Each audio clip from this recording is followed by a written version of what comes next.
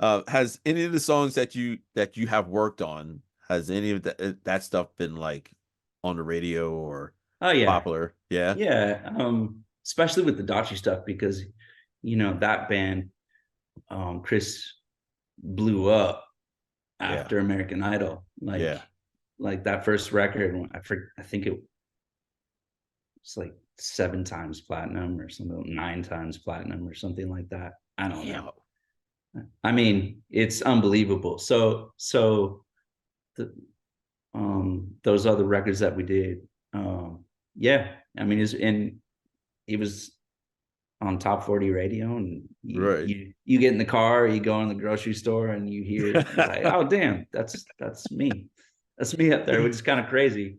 Can you name some of these songs that so people could check them out and Oh yeah, I you know? mean, um, one of my favorites as far as bass performance goes is a song called September by Daughtry. Okay. And yeah, there's a really it's funny, there's a really cool little run at the top of it that I thought the producer was going to cut out because Right. I was just fucking around, but it ended up staying in there. So Oh, that's yeah. really cool. But that's a beautiful song. And let's see, Over You, which, man, I haven't. Oh, there's so many so many of those records. Right. But yeah, no, check out September. That was a good one. Okay. Um, and yeah, but it's a trip to get in the car with your family and or watch something on TV, and like my kids would be like, "Hey, that's Dad." Right. It's funny, man. Funny, especially me, some jackass kid from LA or from Venice, Oh just man. trying to do whatever I could do growing up, and picked up a Right. bass and on the journey. Dude, that's sick. That's Yeah. sick, man. Oh man.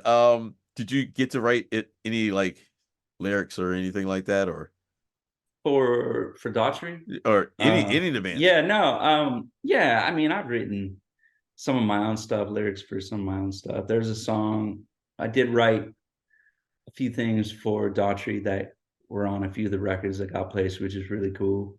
I wrote a few things with Suicidal back in the day, Hmm. and um, have written co-wrote co-writes with some different people. Recently, actually, a song that I worked on years ago. I guess a K-pop artist cut it. What? Yeah, Really? yeah. So Really? I just found that out. So that's kind of cool. You That do something like years and years later, like it pops up. You're like, oh wow, okay, really? yeah, Man, for a K-pop, man. yeah, That's cool. yeah, man. Man, let's get into like your whole setup. Like Okay. for your bass. Like what kind of bass are you using? Are you using a 4 or 5 or I use both. I play Music Man basses, mm. Stingray specials, and I Ooh. prefer I Yeah. prefer the HH, which is the two humbuckers, Okay. um, and 4 and 5, All right. and those basses just there's a there's a punch that comes from those basses that you don't really get anywhere else. Yeah. And when I pick up those basses, I just want to punch somebody in the throat. So it's awesome. Oh man. No, I also use the Music Man Dark Ray too, which I did um a bunch of the videos for them. Okay. Okay. Um the promo videos for the bass. All right. I premiered it with them. And that bass is really cool. It has an overdrive and a distortion built into the bass, made Oh, by a dark glass preamp, which is really cool. really? So like on a lot of my videos on Instagram or whatever that I do, Yeah. um, that bass is up there quite a bit with just some nasty ass growly tone. I heard him. Oh, I thought that you were using like I don't know if you do you use like a Kemper or anything like that or I'll use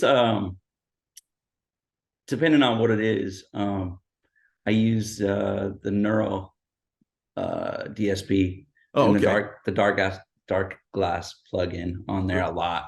Yeah, man. And yeah, so Dude, but amp wise, I use Galen Kruger. okay. Yeah. Okay. Man, great amps. Yeah. Can't go No, wrong with those. no, punchy, loud, they kill. Right. So and yeah, man, but the dark ray bass is really cool. It's very cool. I dig it. Man.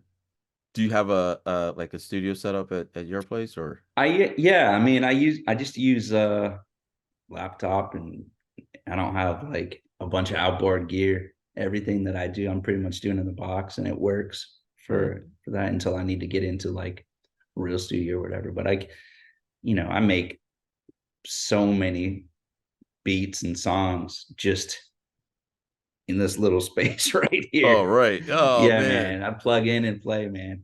Right. You don't really need much anymore, man. You No. and you hear about all these records that are huge, and they're just like, oh yeah, I just made that in my bedroom. Like, Right. cool. I love that. I dig that.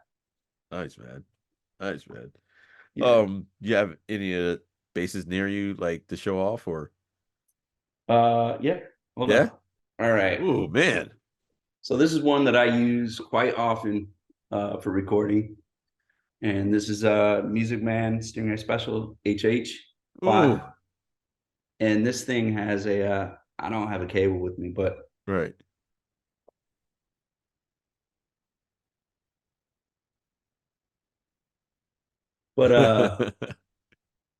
this thing sounds phenomenal. Man. It has a very unique mid range that really allows you to poke through the mix. So it's great. Right. And like the pickups on that, is that the standard that's on those, or did you No, yeah, that's what comes from Music Man. okay, all right. The humbuckers. You're right, So, yeah. Because I know like some people, they change the pickups like immediately or whatever, it depends on, his preference and right. what people use, and but for me, they work really well. Damn. I mean, I can plug in and I can tear some heads off. Right. That's what I'm looking for. Dude, that's sick though, man. I mean, it is very noticeable on, like, of course, like I'm saying, like on your Instagram, Thank you, man. just mean tones. Yeah, I love it, man. I try to get creative in with my parts and sounds, and all those Instagram things, with the exception of a few things, are all original. That's all stuff that I've written.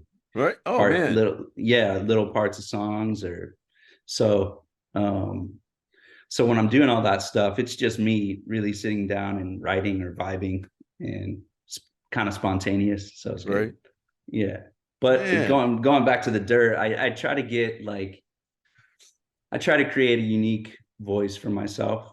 Mm-hmm. And whether or not that is useful for anyone else or different specific projects is, I guess it doesn't really matter for what I'm doing in the moment. You know what I mean? But yeah. Man. So I have some fun, man. Dude, that's killer. You do all the drum parts, yeah, like all that music. Yeah, dude. What are you using for drums? Doing that. I will sample some stuff from. I've used Splice. I've used Superior Drums. Yeah. I've used. What else do I use?